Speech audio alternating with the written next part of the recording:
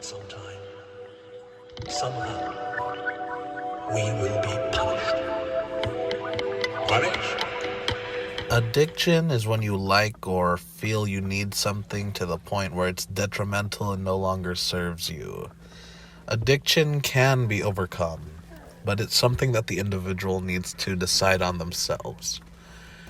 Basically, if you're addicted to a substance or addicted to a hobby, it's pretty much the same thing. It's neurochemistry. You have got to make the conscious decision to stop what it is that you are addicted to. Stop the self-serving actions. How you do this is on you. You can have help with plant tools or you can do it on the Nash.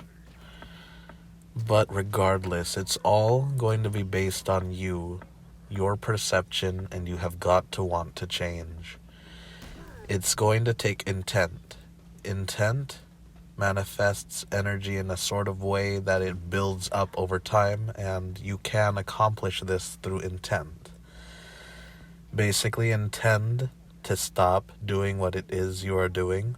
Stop doing the detrimental habit. And at the same time, direct your energy to something else, like a hobby or something like that, a distraction, doesn't matter. You have got to intend to stop doing the negative habit so that the energy can go from that habit to the new activity you're attempting to imbue with the energy of said habit. So think of it this way. Addiction is a sort of negative energy bond, and it's tethering you to this habit, this addiction.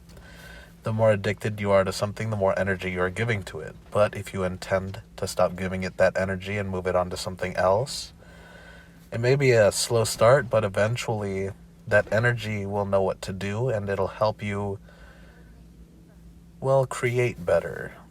That's the best example I can give, because I'm creating through the energy exchange. Like for me, it's a book.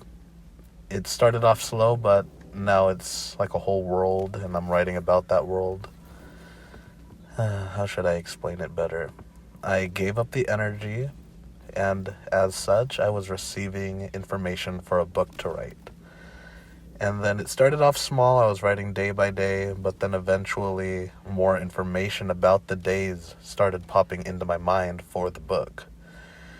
For drawings, it may be different inspirations, like images may pop into your mind that you would love to draw or something like that, It can take form in any way, like it could take any form. It's up to you, the individual, and whatever resonates most with you, whatever you're able to do, whatever you're able to give out to this world, It comes in, but you have to put out.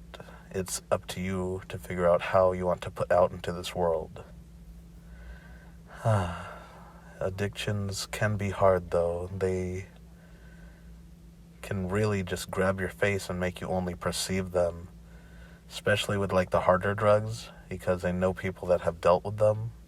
You can tell that it's a literal demon grabbing their face and just having them perceive them.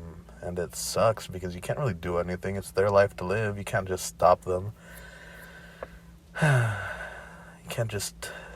You can't force anyone to stop. They have to want to. So mainly this video is just for people that are addicted, that want to change. This isn't for changing anyone around you that's addicted, unless you can figure out how to talk to them about their addiction. Talk to them about how it doesn't serve them, and try to figure out something they can do in exchange that can serve them.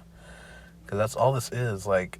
Sure, they feel that they're being served through that addiction, but that service is an illusion. Obviously, they're not being served properly if they're addicted.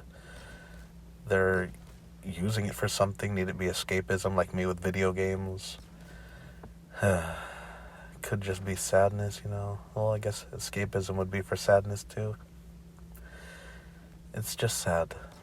Addictions are something that people don't really comprehend too much. I mean, people get that it's a habit-forming thing, but people don't understand that it's fourth-dimensional entities getting your attention as a 3D vessel.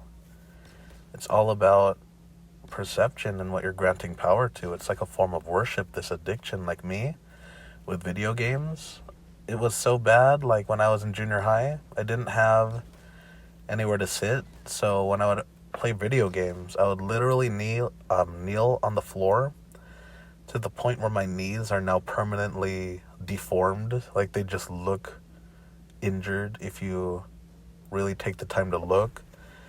Just has little bumps where I kneeled so much, but it was basically me worshiping video games, and these injuries are a sign of my worship of false idols. And I'm glad it's something so small in this reality, but it's funny how addictions can physically scar you and label you for the world to see if people have the eyes to see. And I don't care if people didn't notice that before, especially in these videos, because how are you guys going to know? But I feel like I should be honest about it because it is pretty interesting in my opinion. Like, who would have thought that worship of false idols would actually leave a physical mark on your body for people to see? And I'm not ashamed of it. It shows my growth. It shows that I did in fact have worship of false idols in my sin book, It's so dumb. But if anybody gets any help out or any use out of this video, good on ya, mates. I don't even know why I was called to make it, so I guess if it reaches anybody, it was meant for them. Hope you guys have a good one, and remember to stay safe out there.